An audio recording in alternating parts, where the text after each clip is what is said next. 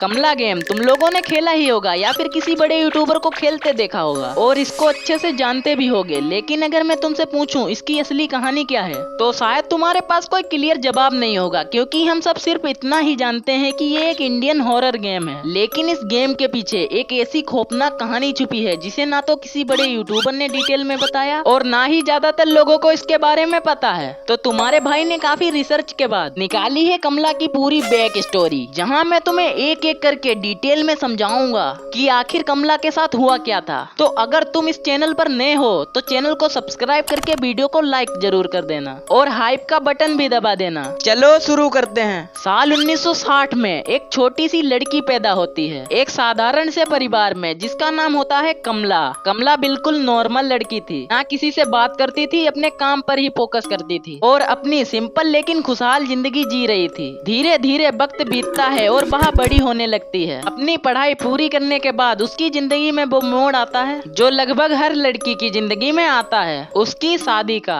कमला का कोई रिलेशनशिप नहीं था, इसीलिए उसके माँ बाप फैसला करते हैं कि अब उसकी शादी कर देनी चाहिए। पहले दो रिश्ते कमला मना कर देती है, लेकिन तीसरा रिश्ता स्वराज प्रभाकर का उसे और उसके परिवार को काफी पसंद आता है, क्योंकि स्वराज सिर्फ अमीर ही नहीं था बल्कि उसका एक बहुत बड़ा और आलीशान मेंशन भी था जिसमें वो अपने परिवार के साथ रहता था, जो हमें गेम के अंदर देखने को मिलता है। अब हर माँ बाप यही चाहते हैं कि उनकी बेटी एक अच्छे और सुरक्षित परिवार में जाए। कमला के माँ बाप भी यही सोच रहे थे और इस रिश्ते से पूरी तरह खुश थे। लेकिन कभी कभी किस्मत इंसान के लिए कुछ और भी लिख चुकी होती है। साल 1980 आता है और आखिरकार कमला की शादी तय हो जाती है। दिन तेजी से गुजरते हैं और फिर वो दिन भी आता है जब कमला और स्वराज की शादी हो जाती है। शादी के बाद कमला अपने ससुराल पहुंचती है। घर में कई रस्में होती हैं, चारों तरफ खुशी का माहौल होता है और सब कुछ बिल्कुल नॉर्मल लग रहा होता है। लेकिन यहीं से कहानी धीरे धीरे बदलने लगती है। कुछ दिनों बाद कमला को अजीब अजीब चीजें महसूस होने लगती हैं। उसे हर वक्त ऐसा लगता है जैसे कोई उसे देख रहा हो, जैसे घर में कोई और भी मौजूद हो जिसे सिर्फ वो ही महसूस कर पा रही हो। दिन बीतते जाते हैं लेकिन वो डरावनी फीलिंग उसका पीछा नहीं छोड़ती। कमला ये बात किसी को नहीं बताती क्योंकि घर में सब लोग खुश थे, वो किसी को परेशान नहीं करना चाहती थी। लेकिन कहानी कुछ ऐसी हो जाएगी इसका पता किसी को नहीं था। लेकिन फिर आती है वो रात जिसने सब कुछ बदल दिया। 31 दिसंबर 1980 रात लगभग 12 बजे अचानक कमला की तबीयत बेहद खराब होने लगती है। स्वराज घबराकर तुरंत अपने परिवार को बुलाता है और सब लोग भागकर कमला के कमरे में पहुंचते हैं। लेकिन वहाँ जो हो रहा था वो किसी बीमारी जैसा बिल्कुल नहीं था। कमला की हालत तेजी से बिगड़ने लगती है, उसकी आंखें बदलने लगती हैं और उसके अंदर जैसे कोई दूसरी ताकत जाग चुकी थी। फिर अचानक वो कुछ ऐसा करती है जिसकी वहाँ मौजूद किसी इंसान को कल्पना भी नहीं थी। कमला सीधे दौड़कर अलमारी पर चढ़ जाती है और वहाँ बैठकर घर वालों को गालियां देने लगती है, उन्हें डराने लगती है और अजीब आवाजों में चीखने लगती है।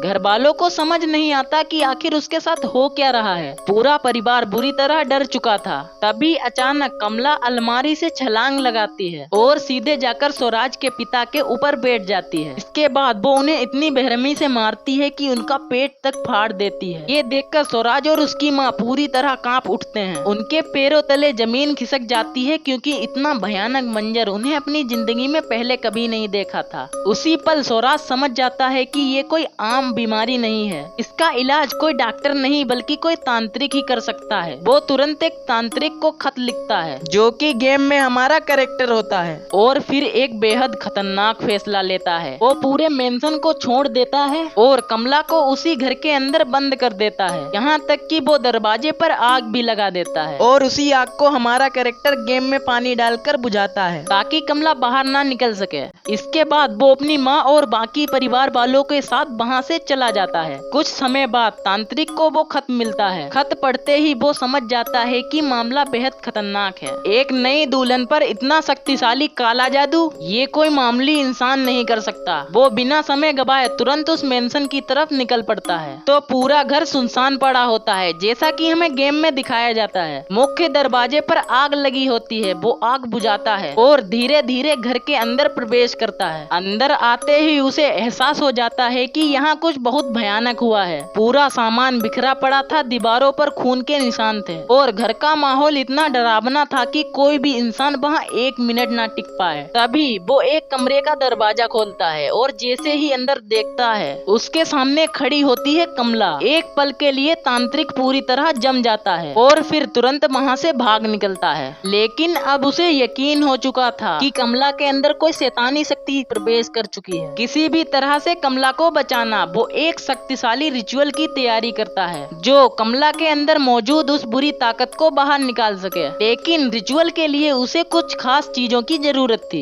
जो उसी मेंशन के अंदर छुपी थी। तांत्रिक एक एक करके उन चीजों को ढूंढना शुरू करता है और वो चीजें होती हैं कलश, Hanuman Chalisa book, prayer plate, नमक, कपूर और गंगा जल। इन चीजों को फाइंड करना था। इसी दौरान उसे कुछ पुराने खत मिलते हैं जो स्वराज ने छोड़े थे और जब वो उन्हें पढ़ता है तो कहानी में आता है सबसे बड़ा ट्विस्ट। उसे पता चलता है कि स्वराज का एक भाई भी था, राज प्रभाकर। राज अक्सर बेसमेंट में अजीब और डरावनी चीजें किया करता था जिसकी वजह से पूरे घर में हमेशा एक अजीब सी शक्ति महसूस होती थी। फिर तांत्रिक को एक और खत मिलता है जिसमें एक बेहद चौंकाने वाली सच्चाई लिखी होती है। उसमें लिखा था राज बचपन से ही कमला को पसंद करता था और ये बात कमला को भी पता थी, लेकिन डर की वजह से उसने कभी किसी को कुछ नहीं बताया, ना अपने घर वालों को ना स्वराज को। अब सारी बातें आपस में जुड़ने लगती हैं। तांत्रिक समझ जाता है कि इस पूरी घटना के पीछे राज ही है। सारा ब्लैक मैजिक, सारी दुर्घटना, सब कुछ उसी ने करवाया था। अब तांत्रिक बिना वक्त गवाए रिचुअल शुरू करता है। कमला बार बार उसे डराने की कोशिश करती है, उस पर हमला करती है, उसे मारती भी है, लेकिन तांत्रिक रुकता नहीं। आखिरकार वो सारी चीजें इकट्ठा कर लेता है और रिचुअल पूरा हो जाता है। धीरे धीरे कमला के शरीर से वो शैतानी शक्ति बाहर निकलने लगती है।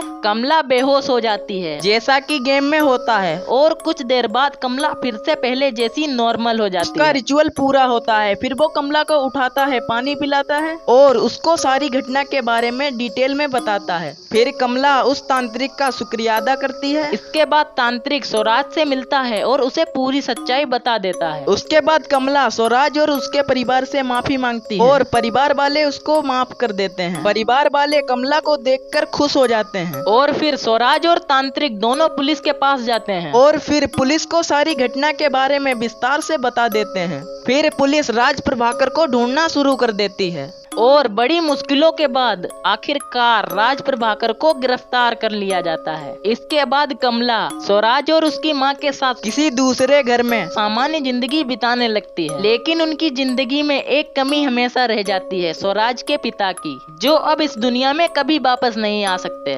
तो ये थी कमला गेम की पूरी खौफनाक बैक स्टोरी। अगर तुम्हें ये स्टोरी पसंद आई है तो वीडियो को लाइक कर दो और चैनल को सब्सक्राइब, और बताओ अगली वीडियो किस पर चाहिए।